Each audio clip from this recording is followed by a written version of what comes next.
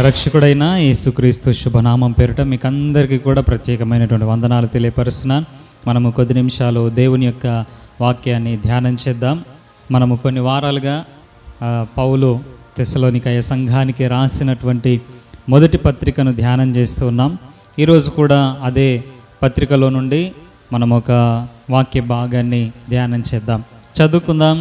పౌలు గారు తెస్సలోనికయ సంఘానికి రాసినటువంటి మొదటి పత్రిక 3వ అధ్యాయము 12-13 వచనాలు మనం చదువుకుందాం.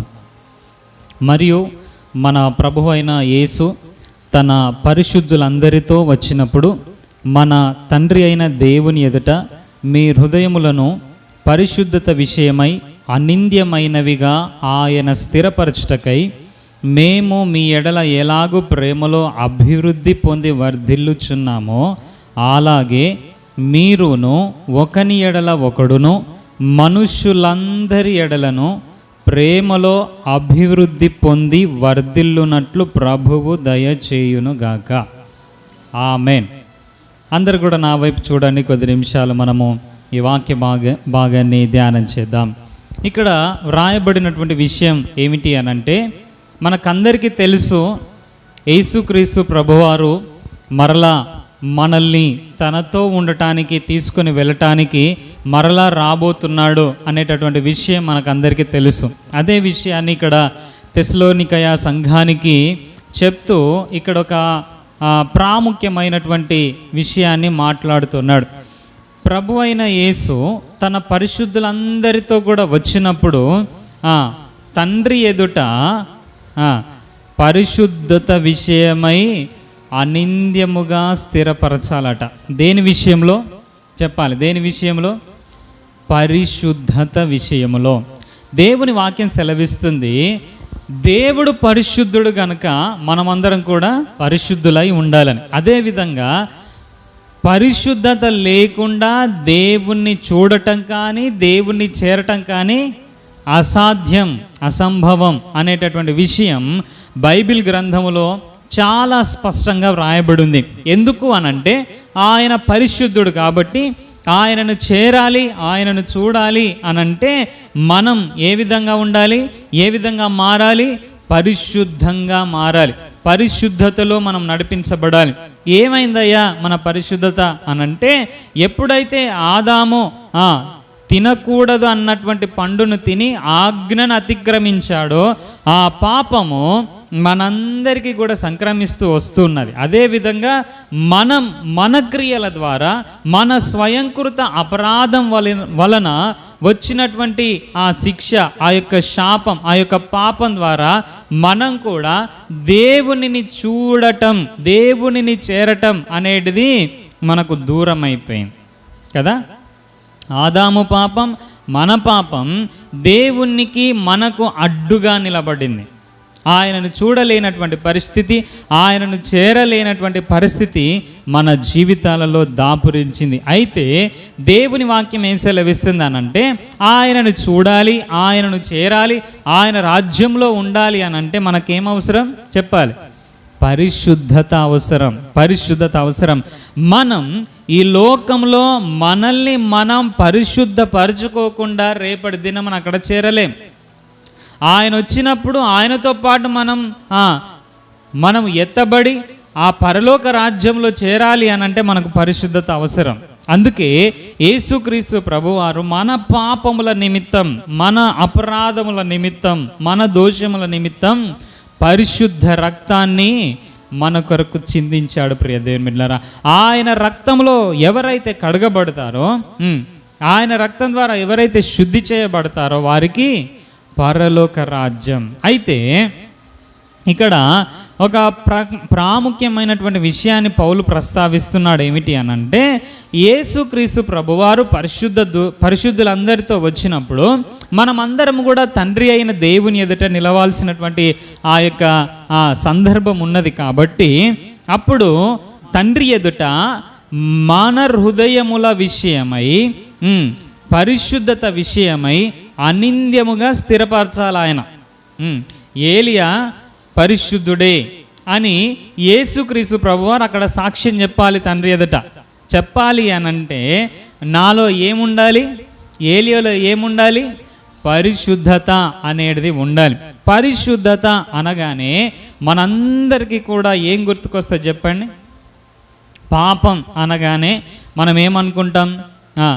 అపవిత్రమైనటువంటి చూపులు, అపవిత్రమైనటువంటి ఆలోచనలు, దేవునికి విరుద్ధమైనటువంటి ఆలోచనలు కలిగి ఉండటమే పాపం, అపవిత్రత అని మనం అనుకుంటాం కదా, అపరిశుద్ధత అని అనుకుంటాం. అయితే దేవుని వాక్యం ఏం సెలవిస్తుందనంటే ఆజ్ఞ అతిక్రమం చెప్పాలి పాపం అని దేవుని వాక్యం సెలవిస్తుంది. ఆజ్ఞ అతిక్రమం అది ఏదైనప్పటికీ సరే దేవుడు ఏది చెప్పినా, ఏ ఆజ్ఞను మనం మీరినా అది పాపమే. ఏ ఆజ్ఞను మీరినా అది పాపమే. అది పరిశుద్ధత అని అనగానే మనం అందరం కూడా, నేను ఏ మోహపు చూపులు చూడటం లేదు కదా, నాకు ఏ వ్యక్తి పైన శరీరానికి సంబంధించినటువంటి ఆశలు లేవు కదా, నేను ఏ అపవిత్రమైన ఆలోచనలు చేయటం లేదు కదా, కాబట్టి నేను పరిశుద్ధుడనే అని అనుకుంటాం. కానీ ప్రియ దేవుని బిడ్డలారా, ఇక్కడ పరిశుద్ధత అనేటటువంటి విషయంలో, పరిశుద్ధత అనేటటువంటి మాటకి పౌలు భక్తుడు ఒక క్రొత్త నిర్వచనాన్ని మనకు తెలియపరుస్తూ ఉన్నాడు. ఏమిటి అది అని అంటే, మనకు మోహపు చూపులు లేకపోవచ్చు, వేరే వ్యక్తి విషయంలో ఏ యొక్క అపవిత్రమైనటువంటి ఆలోచనలు లేకపోవచ్చు. అయితే మనము ప్రేమలో వెనుకబడినటువంటి స్థితి, ప్రేమలో దిగజారినటువంటి స్థితి ఉన్నట్లయితే దాన్ని కూడా ఇక్కడ అపవిత్రతగా, అపరిశుద్ధతగా ఇక్కడ పౌలు భక్తుడు నిర్వచిస్తూ ఉన్నాడు.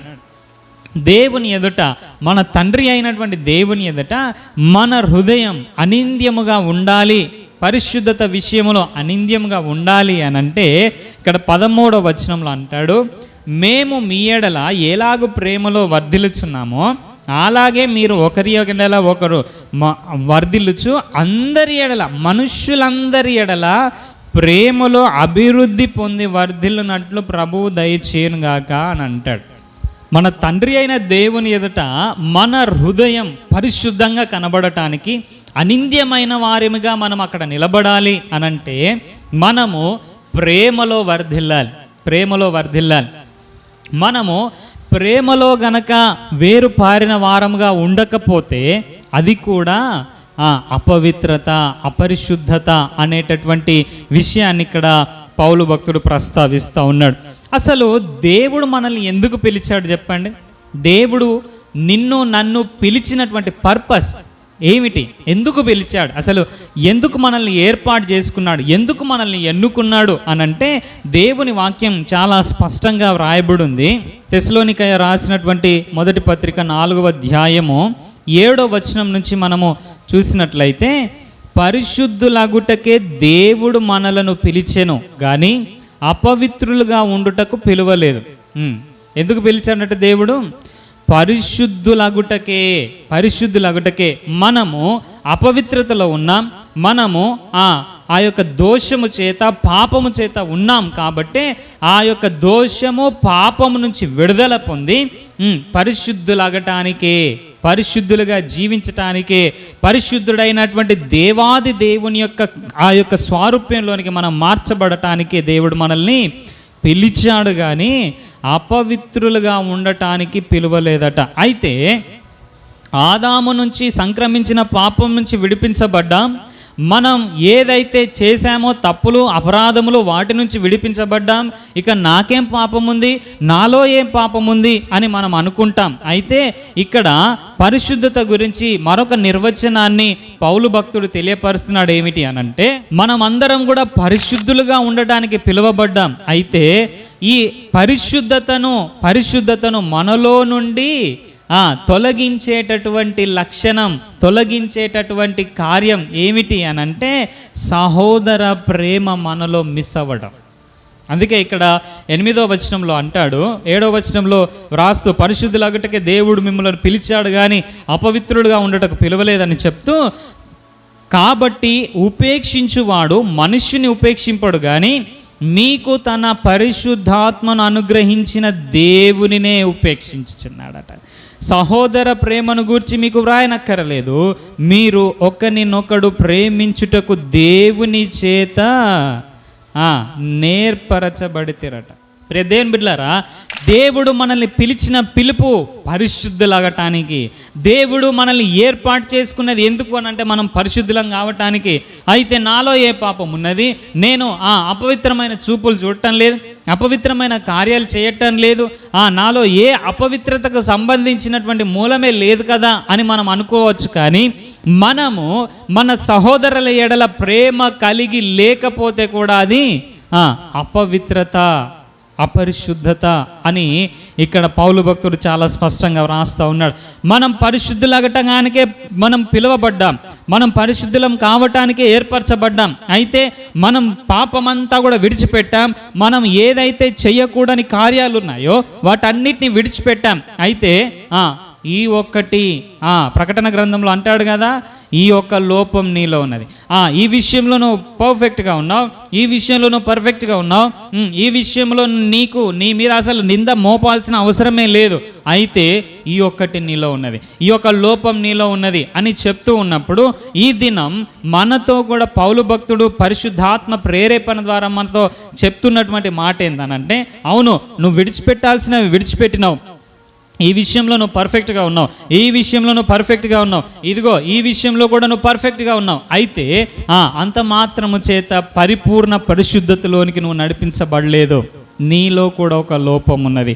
ఏం లోపం అది అనంటే సహోదర ప్రేమ నీలో మిస్ అవుతుంది. సహోదర ప్రేమను గూర్చి చెప్తూ ఇందుకొరకే మీరు ఏర్పరచబడ్డారు, ఇందుకొరకే మీరు పిలువబడ్డారు అని పరిశుద్ధాత్మ దేవుడు పౌలు ద్వారా తెస్సలోనికయ సంఘానికి చెప్తూ ఉన్నాడు. ప్రియ దేవుని బిడ్డలారా, అదేవిధంగా మనం లోతులోనికి వెళ్ళినట్లయితే ఇదే విషయాన్ని రోమా సంఘానికి కూడా వ్రాస్తూ పౌలు భక్తుడు ఈ మాట వ్రాస్తాడు. రోమీలకు రాసినటువంటి పత్రిక 13వ అధ్యాయము 8వ వచనం మనం చూసినట్లయితే, ఒకరినొక్కడు ప్రేమించుట విషయంలో తప్ప మరేమీ ఎవనికిని అచ్చి ఉండవద్దు, పొరుగు వారిని ప్రేమించువాడే ధర్మశాస్త్రము నెరవేర్చినవాడు. హలో, మనమందరం కూడా దేని కొరకు పిలువబడ్డాం, దేని కొరకు ఏర్పాటు చేయబడ్డాం? పరిశుద్ధులు అవ్వటానికే పిలువబడ్డాం, పరిశుద్ధులం అవ్వటానికే ఏర్పరచబడ్డాం. అయితే మనం అందరం కూడా ఏం చేయాలి అని అంటే ధర్మశాస్త్రాన్ని నెరవేర్చిన వారమై ఉండాలి. మనమందరము కూడా దేవుడు ఏవైతే ఆజ్ఞలు చెప్పాడో వాటన్నిటిని నెరవేర్చిన వారంగా ఉండాలి. యేసుక్రీస్తు ప్రభువారు యోహాను రాసినటువంటి 17వ అధ్యాయంలో ఆయన చేసిన ప్రార్థన మనకు అక్కడ కనబడుతుంది. ప్రభువా, నీవు నాకు అప్పగించిన పనంతా కూడా నేను కంప్లీట్ చేశాను, నీవు నాకు అప్పగించిన వారిలో ఎవరిని కూడా నేను చెప్పాలి పోగొట్టుకోలేదట. సమాప్తమైందని సిలువలో పలికాడు. సిలువలో సమాప్తమైందని పలకక ముందే ప్రార్థన చేస్తున్నప్పుడు చెప్పాడు, తండ్రి నీవు ఏదైతే నాకు అప్పగించావో బాధ్యత, నీవు ఏదైతే అప్పగించావో పని, నేను దాన్ని కంప్లీట్ చేశాను అని చెప్తూ, నీవు నాకు అప్పగింపబడిన వారిలో ఎవరిని నేను పోగొట్టుకోలేదు అని అంటాడు. నేను అంటాను 72 మంది నిన్ను వెంబడించారు కదా యేసయ్య, ఇంకెంతో మంది నిన్ను వెంబడించారు కదా యేసయ్య, నువ్వు ఒక మాట చెప్పావు, ఆ మాటను బట్టి ఒక 12 మంది తప్ప మిగతా వాళ్ళందరూ నిన్ను విడిచిపెట్టారు కదా, వాళ్ళందరినీ పోగొట్టుకున్నట్టేనా? ప్రియ దేవుని బిడ్డలారా, దేవుని చేత ఎవరైతే ఏర్పాటు చేయబడ్డారో, దేవుని చేత ఎవరైతే ఎన్నిక చేయబడ్డారో, దేవుని లెక్కలో ఎంతమంది అయితే ఉన్నారో వారిని దేవుడు ప్రతి దినం వారితో సహవాసం చేస్తూ ఉన్నాడు, ప్రతి దినం వారితో మాట్లాడుతూ ఉన్నాడు. 3.5 సంవత్సరాల వరకు కూడా వారితోనే సహవాసం, వారితోటే పడుకోవటం, వారితోటే ప్రయాణం, వారికి అన్ని విషయాలు చెప్తూ చెప్తూ చెప్తూ చెప్తూ ముందుకు నడిపించాడు. ప్రియ దేవుని బిడ్డలారా, అయితే వారిలో లోపాలు లేవా? వారిలో వ్యతిరేకమైనటువంటి స్వభావం లేదా? వారి ద్వారా దేవునికి బాధ దుఃఖము కలగలేదా అని అంటే, ఒక సందర్భం వచ్చినప్పుడు పేతురు అంటాడు, యేసయ్య ఎవరో నాకు తెలియదని. ఒక సందర్భం వచ్చినప్పుడు తోమా అంటాడు, నేను నమ్మా, ఆయన చెప్పిన మాటలు నేను నమ్మా, ఆయన తిరిగి లేచాడంటే నేను నమ్మా, ఆయన గాయాలలో వేలి పెడితే తప్ప అని అంటాడు. ఇలాంటి బలహీనమైనటువంటి పరిస్థితులు కలిగినటువంటి వారే. ఇంకొక అతను ఉన్నాడు, ఆయన దొంగ. ఆయన దొంగనే కాదు, ఈయనను అప్పగించేటటువంటి వాడు. అయినా ఇవన్నీ కూడా ఆయనకు తెలుసు. ఆయన అవిశ్వాసాన్ని తెలుసు, ఆయన ఎరగదని, ఈయన ఎవరు నాకు తెలియదని చెప్తాడు అన్న విషయం తెలుసు, ఈయన దొంగని తెలుసు, ఇంకొక ఆయన ఇలాగా ఈ 12 మందికి ఉన్నటువంటి వ్యక్తిత్వం ఆయనకు తెలుసు. అయినప్పటికీ కూడా ఆయన అంటాడు అంతము వరకు ప్రేమించాడట. ఎప్పటి వరకట? అంతము వరకు ప్రేమించాడట. ప్రేమ అంటే ఏమిటి, ప్రేమకు అసలైనటువంటి నిర్వచనం ఏమిటి అనేటటువంటిది యేసుక్రీస్తు ప్రభువారు తన జీవితం ద్వారా మనకు మాదిరి చూపించాడు. ప్రియదేవులారా, ఆయన మనకు మంచి మాదిరి. అందరూ వ్యతిరేకంగా ఉన్న అందరినీ ప్రేమించినటువంటి దేవుడు ఆయన. ప్రియదేవులారా, అందుకే ఆయన అంటాడు ధర్మశాస్త్రము ఆయనలో నెరవేర్చబడిందట. హలో, ధర్మశాస్త్రాన్ని ఆయన నెరవేర్చాడట. అసలు ధర్మశాస్త్రం ఏం చెప్తుంది అని మనం ఆలోచన చేసినట్లయితే ఇక్కడ పౌలు భక్తుడు అంటాడు, ఒకరినొక్కడు ప్రేమించట తప్ప ఎవనికి దేని విషయంలో అచ్చి ఉండొద్దు, పొరుగువానిని ప్రేమించువాడే చెప్పాలి ధర్మశాస్త్రమును నెరవేర్చిన వాడట. అదే మాట యేసుక్రీస్తు ప్రభువారు కూడా అంటాడు. మత్తయి గారు రాసినటువంటి సువార్త 22వ అధ్యాయము 36 నుంచి కొన్ని వచనాలు మనము కిందికి చదివినట్లయితే అక్కడ ఒక ఆయన అడుగుతాడు, బోధకుడా అసలు ధర్మశాస్త్రం అంతట్లో ముఖ్యమైన ఆజ్ఞ ఏమిటి అని అడిగితే ఆయన అడిగిన ప్రశ్న చూడండి, బోధకుడా ధర్మశాస్త్రం అంతటిలో ముఖ్యమైన ఆజ్ఞలు అని అన్నాడా, ఆజ్ఞ అని అన్నాడా? చెప్పాలి. ముఖ్యమైన ఆజ్ఞ అని ఒక్క ఆజ్ఞ కొరకే అతను అడిగాడు. అయితే ఈయన చెప్తున్నాడు, దేవుడు చెప్తున్నాడు, అందుకు ఆయన పూర్ణ హృదయముతోనూ నీ పూర్ణాత్మతోనూ నీ పూర్ణ మనసుతోనూ నీ దేవుడైన ప్రభువును ప్రేమింపవలెననున్నది అని అన్నాడు. అక్కడికి పులి స్టాప్ అయిపోయింది. ఆయన అడిగిన దానికి సమాధానం దొరికింది. అయితే ఈయన అంతటితో ఆగకుండా మరలా అంటాడు, ఇది ముఖ్యమైనదియు మొదటిదియునైన ఆజ్ఞ అని చెప్తూ నిన్ను వలె నీ పొరుగువాన్ని ప్రేమింపవలెను అనున్నది రెండవ ఆజ్ఞ కూడా దాని లాంటిదే అని అంటాడు. దేని లాంటిదట? ఈయన అడిగాడు కదా, ముఖ్యమైనది ఏమిటి, ప్రధానమైనది ఏంటిది, ప్రాముఖ్యమైనది ఏంటిది అని అడిగితే ప్రాముఖ్యమైనది దేవుని పూర్ణాత్మతో పూర్ణ మనసుతో పూర్ణ హృదయముతో సేవించాలి అనేటటువంటిది ముఖ్యమైనది, ప్రాముఖ్యమైనది, మొదటి ఆజ్ఞ అని చెప్తూ ఈ ఆజ్ఞ కూడా ఏంటిది, నిన్ను వలె నీ పొరుగు వారిని ప్రేమించడం అనేది రెండవ ఆజ్ఞ అట. ఈ రెండవ ఆజ్ఞ ఎలాంటిదట? మొదటి ఆజ్ఞ లాంటిదేనట. మొదటి ఆజ్ఞను నువ్వు ఎంత పర్ఫెక్ట్గా ఆచరిస్తూ ఉన్నావో, దాని విషయంలో ఏ నింద మోప లేని అవసరత లేనటువంటి వాడిగా నువ్వు ఉన్నావో, ఈ రెండవ ఆజ్ఞ విషయంలో కూడా ఏ నింద నీ మీద మోపడానికి వీలు లేని వాడిగా నువ్వు జీవించాలి అని అంటాడు. దేవుని నేను ప్రేమిస్తున్నాను, దేవుని నేను వెంబడిస్తున్నాను, దేవుని నా పూర్ణాత్మతో పూర్ణ మనస్సుతో పూర్ణ హృదయముతో వెంబడిస్తున్నాను అని చెప్తే సరిపోదు, ఈ రెండవ ఆజ్ఞను కూడా నువ్వు పాటించాలి అని అంటాడు. నేను దేవుని వెంబడిస్తున్నా, దేవుని ప్రేమిస్తున్నా, దేవుణ్ణి హార్ట్ఫుల్గా అసలు నా ప్రాణం కంటే ఎక్కువగా ప్రేమిస్తున్నాను, ఓకే మంచిదే. అయితే రెండవ ఆజ్ఞ కూడా చెప్పాడు ఆయన. రెండవ ఆజ్ఞ ఏంటిదనంటే, నువ్వు దేవుని ప్రేమిస్తున్నావు, దేవునికి లోబడుతున్నావు, దేవుణ్ణి వెంబడిస్తున్నావు, నీ పూర్ణాత్మతో పూర్ణ మనసుతో సమస్తాన్ని దేవుని కొరకు వెచ్చిస్తున్నావు. అయితే నీలో ఈ ఆజ్ఞ కూడా ఫలించాలి. ఏంటిదది? నిన్ను వలె నీ పొరుగు వారిని ప్రేమించాలి అనేటటువంటి ఆజ్ఞ కూడా నువ్వు దాంట్లో నిలబడాలి. దాని విషయంలో నిందారహితుడుగా నీవు ఉండాలి అని అంటాడు. ప్రియ దేవుని బిడ్డలారా, ఈ రెండు ఆజ్ఞలు కూడా ధర్మశాస్త్రం అంతటికి ప్రవక్తలకును ఆధారమై ఉన్నవని అతనితో చెప్పాడట. రెండు ఆజ్ఞలు కూడా ధర్మశాస్త్రం అంతటికి ప్రవక్తలకందరికి ఆధారమైనటువంటి ఆజ్ఞలు. నేను ఒకటి పాటిస్తున్నాను కానీ ఇంకొకటి దాంట్లో ఫెయిల్ అయితే దేవుడు అన్నాడు, నీ పొరుగు వారిని ప్రేమించకుండా నువ్వు దేవుణ్ణి ప్రేమిస్తున్నావనంటే అది అబద్ధం అని అంటాడు.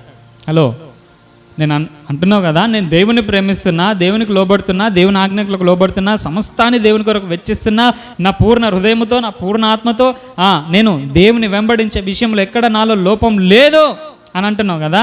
అయితే నీలో ఇది కూడా కనబడాలి. ఏంటిది? నిన్ను వలె నీ పొరుగు వారిని ప్రేమించే విధానం కూడా కనబడాలి.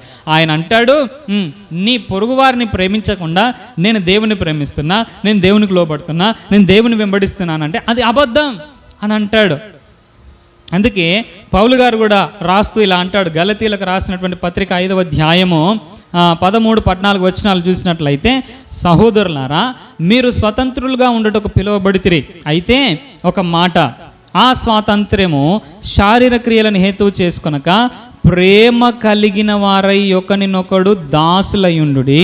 ధర్మశాస్త్రమంతయు నిన్ను వలె నీ పొరుగు వారిని ప్రేమించుము అను ఒక్క మాటలో సంపూర్ణమైందట. అబ్బా, యేసయ్య అన్నాడు ఈ 2 ఆజ్ఞలు చాలా ప్రాముఖ్యమైనవి అని అన్నాడు. పౌలు భక్తుడు అంటాడు ధర్మశాస్త్రం అంతా కూడా ఈ ఒక్క ఆజ్ఞలోనే, ఈ ఒక్క మాటలోనే పరిపూర్ణమైపోయిందట. ఏంటిది ఆ ఆజ్ఞ అంటే, నిన్ను వలె నీ పొరుగు వారిని ప్రేమించాలి అనే ఈ ఒక్క ఆజ్ఞలోనే, ఈ మాటలోనే సంపూర్ణమైందట. ప్రియ దేవుని బిడ్డలారా, ఒకసారి ఆలోచన చేయాలి. దేవుని ఆజ్ఞకు మనం లోబడుతున్నామా? ధర్మశాస్త్రాన్ని నెరవేర్చిన వారంగా మనం ఉన్నామా? మనం అనుకుంటున్నాం, నేను ఆదాము నుంచి వచ్చిన పాపం నుంచి విడుదల పొందాను, నేను చేసిన అపరాధ దోషంలో నుంచి విడుదల పొందాను.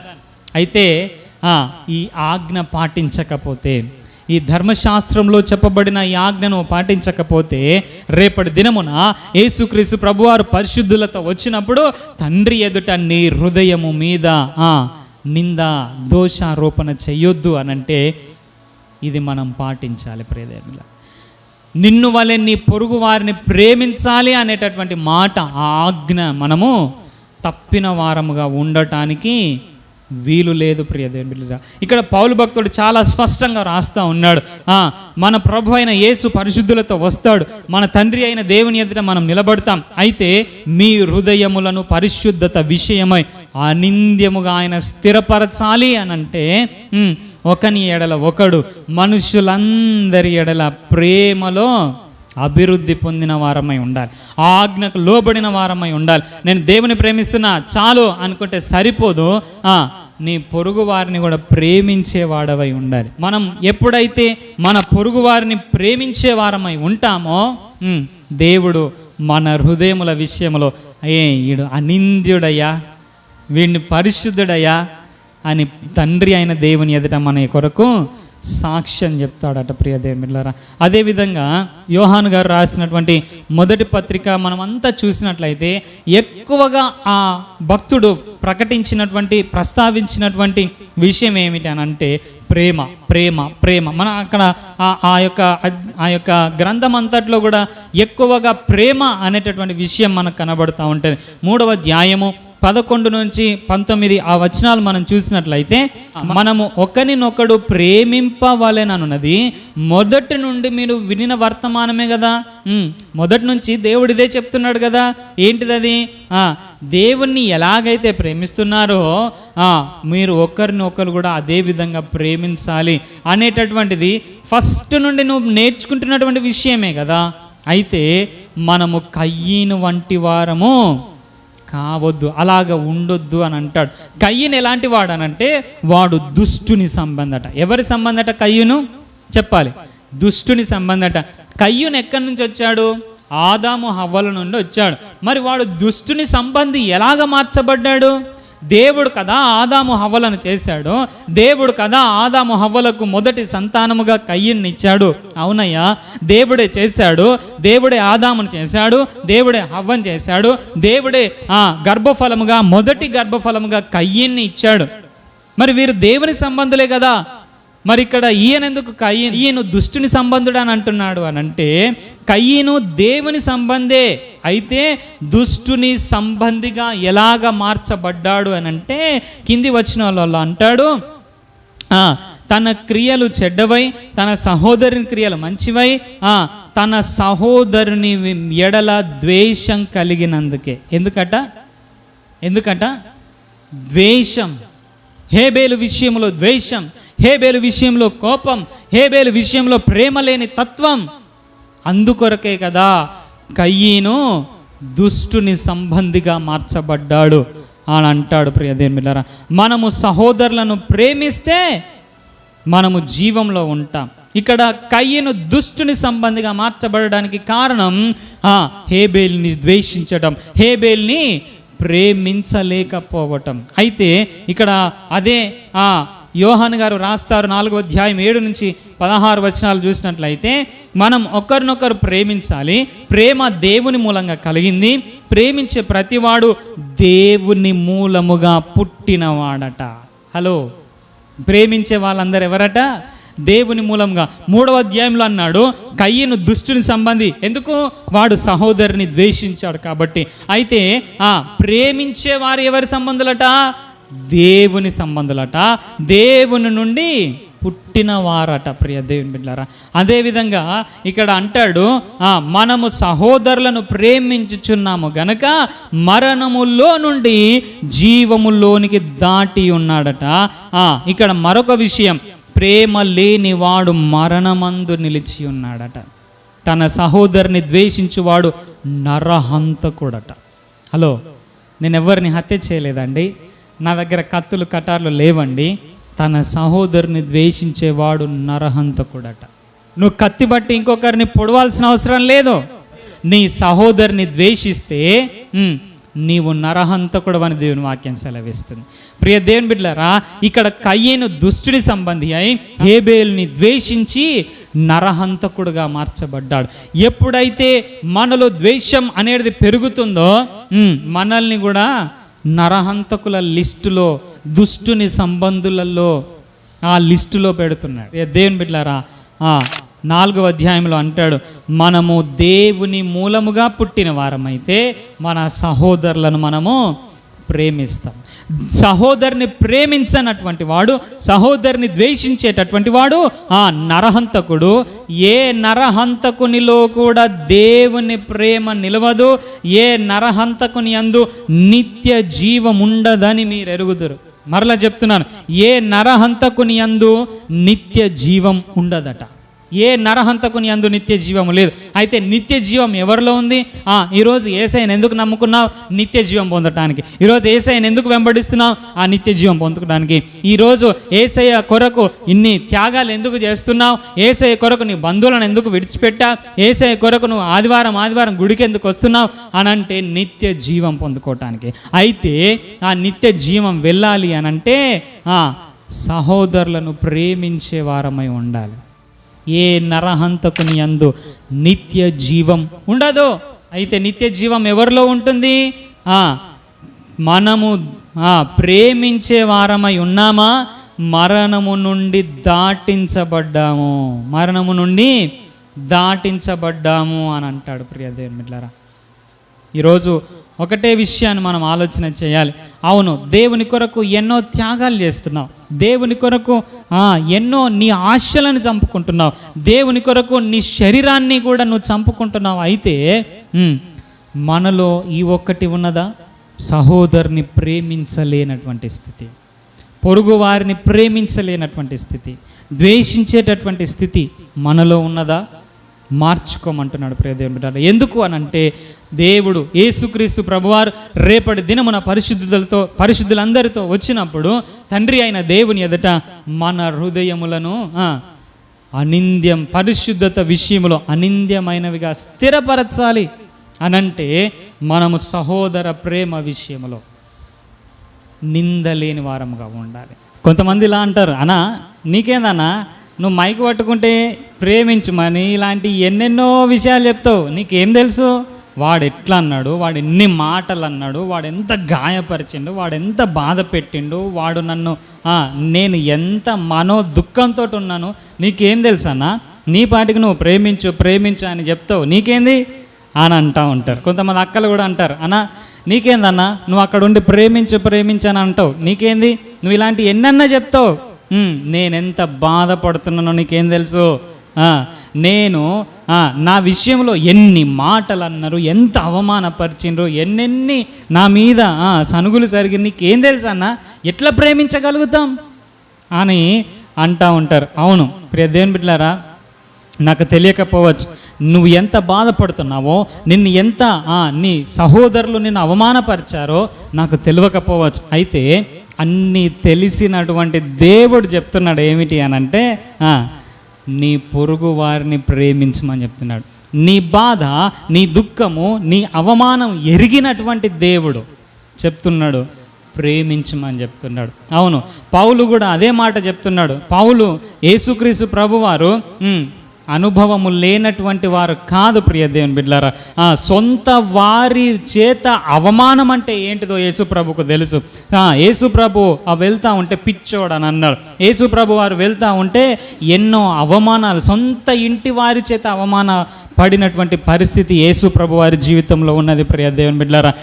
అన్నీ కూడా అనుభవించినటువంటి దేవుడు చెప్తున్నాడు నీ సహోదరుని ప్రేమించమని అంటున్నాడు. నీకు తెలియదా యేసయ్య? అన్నీ తెలుసు. నిన్ను ఎన్నెన్ని మాటలు అంటున్నారో తెలుసు. నువ్వు ఏ విషయాన్ని బట్టి కృంగిపోతున్నావో తెలుసు. నువ్వు ఏ సందర్భాన్ని బట్టి, ఏ మాటలను బట్టి నేను హృదయంలో నొచ్చుకున్నావో, దుఃఖపడుతున్నావో తెలుసు. అయినప్పటికీ కూడా చెప్తున్నాడు ప్రేమించమని చెప్తా ఉన్నాడు. పౌలుకు కూడా తెలుసు. పౌలుకు ఉన్నటువంటి అనుభవం ఏంటిదనంటే, సొంత వారి వలన అపాయములు. ఈరోజు కొన్ని మాటలంటేనే మనము బాధపడి, దుఃఖపడి, ఎంతో కృంగిపోయినటువంటి పరిస్థితి మన జీవితంలో ఉన్నది. అయితే పౌలు జీవితం ఎలాంటిదనంటే, మాటల చేతనే కాదు, నా నిందలే కాదు, అవమానాలే కాదు, సొంత వారి వలనైనా ఆపదలట. ఆపదల వలనైనా ఎంతో క్షోభను పౌలు భక్తుడు అనుభవించాడు. అయితే ప్రేమించడం మానేశాడా? లేదు ప్రియ దేవుని బిడ్డలారా. తన సొంత వారి కొరకు ఆయన మాట్లాడినటువంటి మాట ఏంటో తెలుసా? క్రీస్తుకు దూరమైన మంచిదే అని అంటాడు. నా సొంత వారి రక్షణ కొరకు, నా సొంత వారి రక్షణ కొరకు ప్రాణమైన పెడతాను అని అంటాడు. యేసుక్రీస్తు ప్రభువారు అవమానించిన ప్రజల కొరకు, అవమానించినటువంటి సొంత వారి కొరకు, అవమానించినటువంటి వారి కొరకు సిలువలో తన ప్రాణాన్ని పెడితే పౌలు భక్తుడు అంటాడు, ఎవరి ద్వారానైతే అవమానానికి గురయ్యాడో, ఎవరి ద్వారానైతే అపనిందలకు, అపాయాలకు, ప్రమాదాలకు గురయ్యాడో వారి విషయంలో అంటాడు నా ప్రాణమైన పెడతా. అంతగా ప్రేమించితే ఏంటయ్యా లాభం అని అంటే, యేసుక్రీస్తు ప్రభువారి జీవితంలో మనం చూసినట్లయితే ఆయన బాటమ్ టు టాప్ ఆయన నామము అందరి నామముల కంటే పై నామముగా హెచ్చింపబడిందట ప్రియ దేవుని బిడ్డలారా. ఆయన నామం అన్ని నామముల కంటే పైనగా హెచ్చింపబడ్డది. ఆయన నామమే టాప్లో ఉన్నది. ఎందుకో తెలుసా? తగ్గించుకున్నందుకు. ఎందుకో తెలుసా? ప్రేమించినందుకు. ఎందుకో తెలుసా? ప్రాణం పెట్టినందుకు. ఎందుకో తెలుసా? దేవుని ఆజ్ఞను నెరవేర్చినందుకు. ఈరోజు సొంత వారి ద్వారా అవమానాలు, సొంత వారి ద్వారా అపనిందలు, సొంత వారి ద్వారా కృంగిన పరిస్థితి, బాధ నొందుతున్నటువంటి పరిస్థితి, బయటికి వెళ్ళలేనటువంటి పరిస్థితి, మొహం చూపించలేనటువంటి పరిస్థితి ఎదురైందా? ప్రియ దేవుని బిడ్డలారా, దేవుడు అంటున్నాడు ప్రేమించు. ప్రేమిస్తే ఏంటి ఘనత అనంటే, ఏ దేవుడైతే యేసుక్రీస్తు ప్రభువారిని హెచ్చించాడో అదే పరలోక రాజ్యములో మన కొరకు ఏం చెప్తాడట? మన హృదయం ఆ తండ్రి దగ్గర అనింద్యముగా ఉన్నాడు ఈయన అని చెప్తాడట.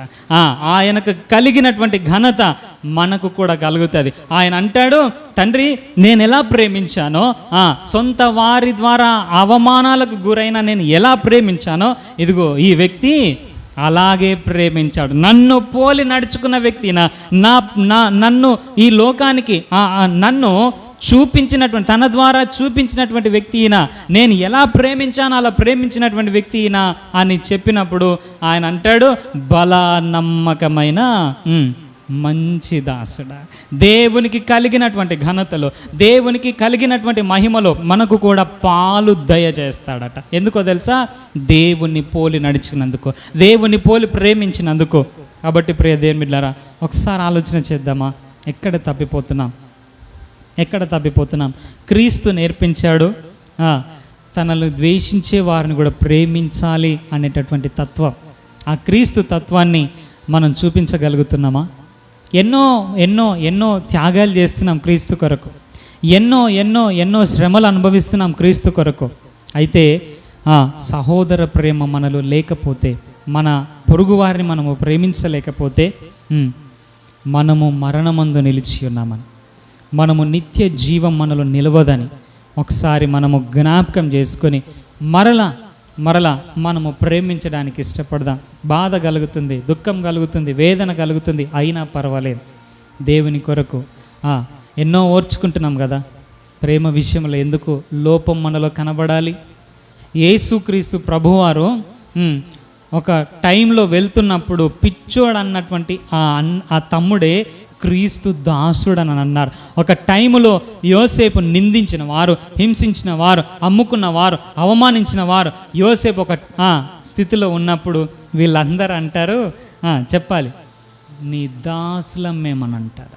ఈరోజు ప్రియ దేవుని బిడ్డలారా, ఈ ప్రేమలో గనక మనం వర్ధిల్లినట్లయితే, ఈ ప్రేమలో వేరుపారిన వారంగా ఉన్నట్లయితే, ఎవరు వ్యతిరేకిస్తున్నారో, ఎవరు దూషిస్తున్నారో, ఎవరు వ్యతిరేకంగా మాట్లాడుతున్నారో దాసులుగా చేస్తాడట, మనకు దాసులుగా చేస్తాడట. కాబట్టి ప్రార్థన చేసుకుందాం. విన్న వాక్యాన్ని